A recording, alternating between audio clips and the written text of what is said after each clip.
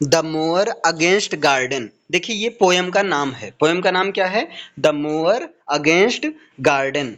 ठीक, इस पोयम को लिखा है एंड्रयू मार्वेल ने। इससे रिलेटेड यहाँ पर जो है 11-12 पॉइंट्स कवर किया जाएगा। तो देखिए, describes the gardens barren scene. इस पोयम में द मोअर अगेंस्ट गार्डन्स में गार्डन के बैरन सीन को डिस्क्राइब किया जाता है। और किस चीज को डिस्क्राइब किया जाता है? तो फ्लावरी मीड्स को भी डिस्क्राइब किया जाता है to create a stark contrast between the artificiality of garden and natural beauty of the country side. देखिए, natural beauty of country side और जो है आर्टिफिशियलिटी ऑफ गार्डन के बीच एक कंट्रास्ट को क्रिएट करने के लिए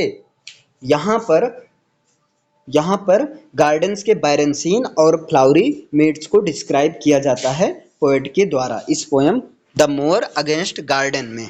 ठीक, emphasizes the loss of natural simplicity and authenticity in favor of artificiality and excess। देखिए, इस पोएम में द मोअर अगेंस्ट गार्डन, इस पोएम में नेचुरल सिंप्लिसिटी और ऑथेंटिसिटी के लॉस को इम्फेसाइज किया गया है। वो भी किसके फेवर में? आर्टिफिशियलिटी और एक्सेस के फेवर में। ठीक है, इसके बाद में क्या होता है? It presents a powerful critique of artificiality and excess of cultivated gardens. देखिए, ये पोएम जो है आर्टिफिशियलिटी को क्रिटिसाइज करता है और जो है कल्टिवेटेड गार्डन्स के एक्सेस की बात करता है।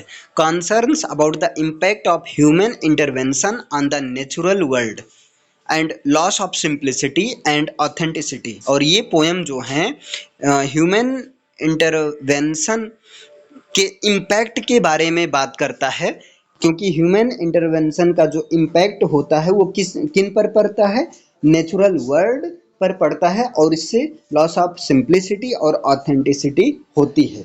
Marvel employees a tone of bitterness and resentment towards the cultivated gardens. देखिए, मार्वेल यहाँ पर एक टोन ऑफ बिटरनेस का यूज करता है, ठीक है, और टोन ऑफ बिटरनेस और रिजेंटमेंट का यूज करता है इन कल्टिवेटेड गार्डन्स की तरफ। ठीक है, इसके बाद में क्या होता है? Explores the tension between human intervention and natural beauty. और इस पोएम में ह्यूमन इंटरवेंशन और नेचुरल ब्यूटी के बीच में जो टेंशन्स हैं उस चीज को भी एक्सप्लोर किया जाता है।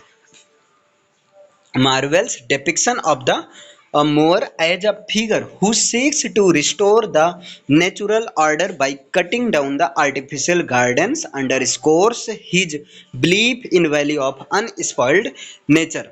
देखिए, यहाँ पर क्या होता है? मोअर एक्चुअली एक ये इक्विपमेंट होता है जिसको प्लांट को एक शेप करने के लिए यूज किया जाता है। ठीक है, उसको कट करने के लिए, उसकी टहनियों आदि को कट करने के लिए यूज किया जाता है। यहाँ पर दिया भी गया, mower is a machine for cutting grass. The poem argues that humans have disrupted the natural order by grafting different plants together and causing plants to lose their original identities. यहाँ पर ये पोएम इस बात पर argue करता है कि humans जो हैं, है ना, प्लांट के डिफरेंट पार्ट को कट करके उसका नेचुरल ऑर्डर जो है बिगाड़ देते हैं, है ना, और इससे क्या होता है? प्लांट जो है अपनी ओरिजिनल आइडेंटिटी को खो देता है। ठीक, it laments that humans have replaced the natural innocence of the fields with these artificial manipulations prioritising the ornamentation over nature. देखिए, यहाँ कह रहे हैं ये जो है ऑर्नामेंट के लिए ऐसा किया जाता है, सजावट के लिए ऐसा किया जाता है, लेकिन ऐसा करके एक तरह से जो है प्लांट का जो ओरिजिनल आइडेंटिटी है उसकी शेप को, उसकी ओरिजिनल आइडेंटिटी को बेस्ट कर दिया जाता है, बेकार कर दिया जाता है। क्लियर है? तो ये 11 पॉइंट्स हैं related to the poem. Poem का नाम क्या है? The mower against garden. एक बार रिवाइज इसको करिए तो देखिए, द मोअर अगेंस्ट गार्डन ये एक पोएम है, इसको लिखा है एंड्रयू मार्वेल ने।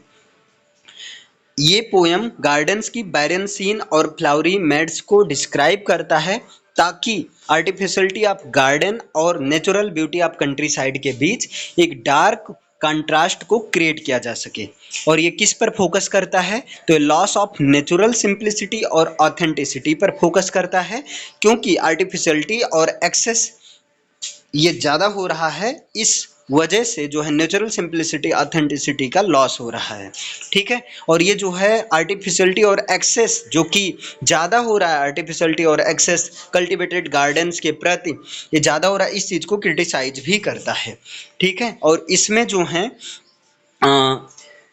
ह्यूमन इंटरवेंशन का इम्पैक्ट के बारे में बात किया गया है कि ह्यूमन इंटरवेंशन का इम्पैक्ट किस तरह से नेचुरल वर्ल्ड पर पड़ता है और इससे लॉस ऑफ सिंप्लिसिटी और ऑथेंटिसिटी हो जाती है। मार्वेल जो हैं यहाँ पर बिटरनेस और रिजेंटमेंट के टोन का यूज करते हैं इन कल्टिवेटेड गार्डन्स के प्रति।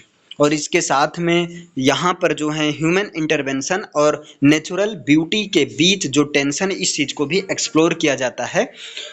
ठीक है, और मार्वल जो है इस मोर के प्रति एक डेपिक्शन करते हैं, जहाँ पर ये कहते हैं कि मोर एक तरह से फिगर होता है जिसको जो है एक नेचुरल ऑर्डर में लाने के लिए जो है कट डाउन किया जाता है। और इससे क्या होता है, आर्टिफिशियल गार्डन्स जो होते हैं अपनी बिलीफ एक तरह से वो अनस्पॉइल्ड नेचर की वैल्यू में जो है अपनी बिलीफ को खो देते हैं, मतलब एक तरह से उनका शेप जो है बिगाड़ दिया जाता है।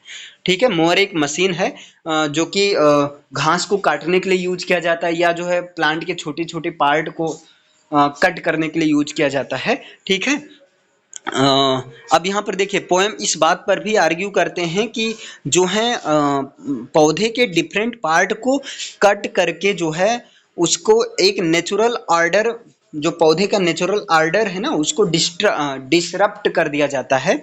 और इससे क्या होता है, जो पौधा होता है अपनी ओरिजिनल आइडेंटिटीज को खो देता है।